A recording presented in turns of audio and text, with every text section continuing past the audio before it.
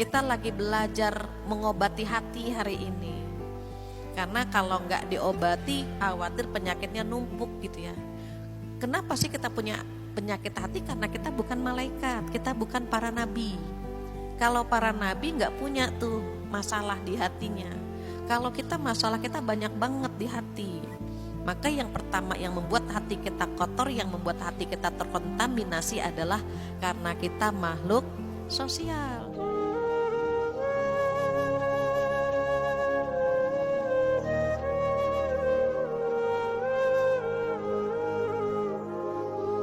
Sama halnya dengan anak-anak, sering-sering gini dibelai, bunda minta maaf ya nak ya, kalau bunda salah, kalau bunda belum jadi ibu yang baik, sama gitu. Kalau dengan tetangga, dengan sahabat kita punya salah, sesekali bolehlah kirim makanan ke tetangga. Sama teman nih jabat tangannya, agak lamaan sedikit. Ketika lepas tangan kita dengan sahabat kita, maka berguguran dosa-dosa kita. Ini yang sejenis ya Bu, dengan lawan jenis gak boleh. Mas mohon maaf ya, lama banget. Semakin lama semakin banyak dosanya. Beda kalau sama lawan jenis gini aja, salaman Sunda. Kalau sama teman yang sejenis, pegang erat tangannya. Mohon maaf lahir batin gitu. Ketika kita lepas, berguguran dosa-dosa kita dengan sahabat itu, tetapi wajah dengan hatinya seiring ya. Jangan wajahnya beda, hatinya beda. Nah itu yang berbahaya. Tangannya berjabat maaf ya, mohon maaf, tapi hatinya ya Allah ini orang masih hidup aja. Itu gak sebanding, itu gak seiring tuh wajah dengan hati. Kan kita harus sehatkan. Apa kabar dengan hatimu? Kalau wajah kita senyum, hatinya juga begitu. Kita lagi belajar mengobati hati hari ini.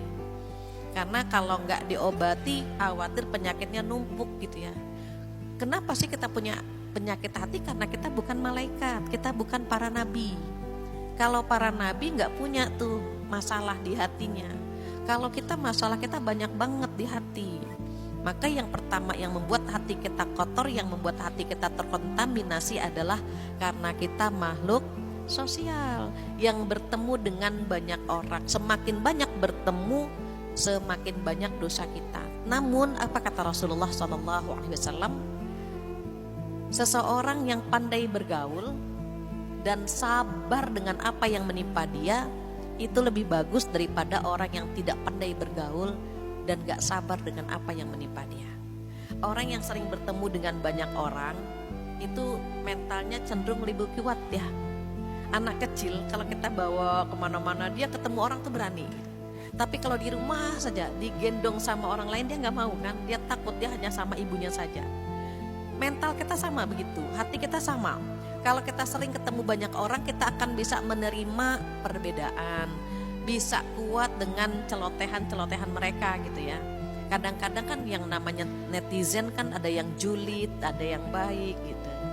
Tetapi ketika kita punya mental sering bertemu dengan banyak orang, itu EGP aja gitu. Jadi gak terlalu kepikiran, berbeda dengan yang gak pernah keluar. Dia mau keluar tuh takut.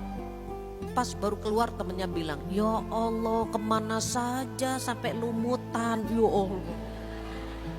Dia sakit hati sekali dibilang lumutan, besok gak mau keluar lagi, diingat sama dia. Sampai sholat dia nangis, ya Allah saya dibilang lumutan ya Allah. Dia gak kuat. Maka kata Rasulullah, orang yang pandai bergaul dan sabar dengan apa yang menimpa dia, itu lebih bagus. Kenapa? Kadang-kadang kita kan berada di zona nyaman ya, kadang-kadang gitu. Walaupun sunatullahnya semakin berumur, mohon maaf ya, semakin berumur kita pengen berada di zona nyaman, gak ingin konflik, itu fitrahnya begitu. Jadi kalau udah semakin berumur, circle-nya itu kita batasi tuh. Kalau masih muda siap tempur gitu, kita nongki di sana, nongki itu kita berani. Tetapi semakin tua itu gak pengen konflik, gak pengen punya musuh, gak pengen gitu. Sehingga kita mulai membatasi sahabat-sahabat kita. Kenapa? Akhiratnya diperbanyak di benak kita. Kalau masih muda pengalamannya kadang-kadang diperbanyak.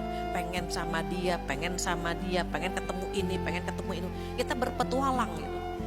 Makanya mohon maaf, kadang-kadang tadi ya, dosa kita semakin banyak. Kenapa? Karena pertualangan kita juga panjang gitu.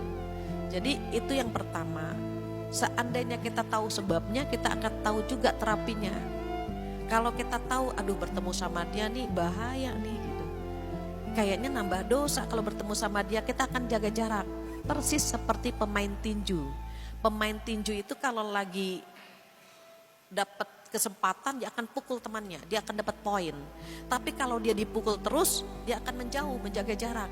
Sama, kita pun kalau misalnya nih teman kita nih butuh sandaran, butuh tempat-tempat yang tenang, kita bawa ke pengajian, kita dapat poin. Tapi kalau dia seru banget ngajak ngerumpinya, waduh ini repot nih. Setiap ketemu, tahu nggak kabar yang terbaru? Aduh ini bahaya kan gitu. Dan masya Allahnya gitu ya, kita ketemu dia terus gitu. Qadarullah ketemu lagi, dapat info lagi. Satu sisi kita nggak pengen, tetapi di sisi yang lain terkadang kita seneng juga nih dapat info baru gitu. Maka kalau kita ternyata terkontaminasi setiap bertemu dengan dia, jaga jarak ya. Kenapa? Khawatir menambah dosa di hati kita dan hati kita nggak sehat.